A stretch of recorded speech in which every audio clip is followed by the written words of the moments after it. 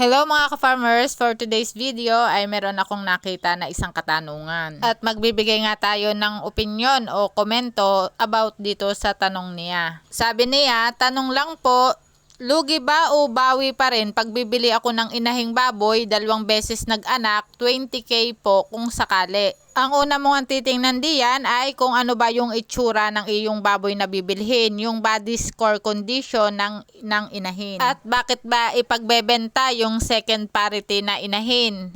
Dapat aalamin mo din yung history nung kanyang pag-anak. Marami ba siyang umanak? Maayos ba yung paglaki ng mga biik? At maayos bang mag-alaga ng mga anak yung inahin? Kapag okay naman yung history ng bibilhin mong inahin, ay hindi ka naman lugi doon sa presyong 20k.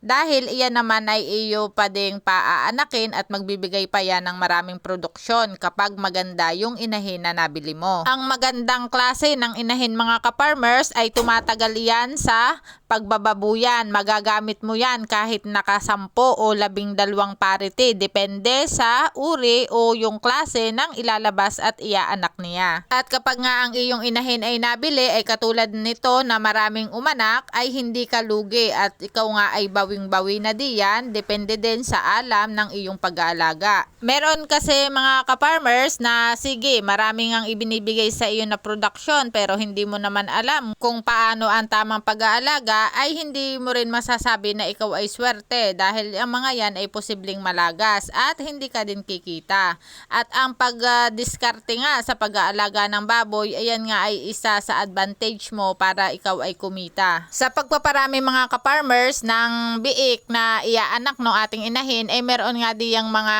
tips, no? Kapag kayo ay magpapakasta, ay dapat ay gawin sa pinakamalamig na oras ng araw.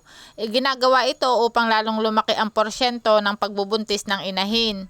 Ang pagpapakasta ay dapat gawin ng 2 beses. Ang ganitong paraan nga ay maaaring magbigay ng karagdagang biik kada anakan. At kung ikaw ay magpapakasta ay dapat ay nasa timing din.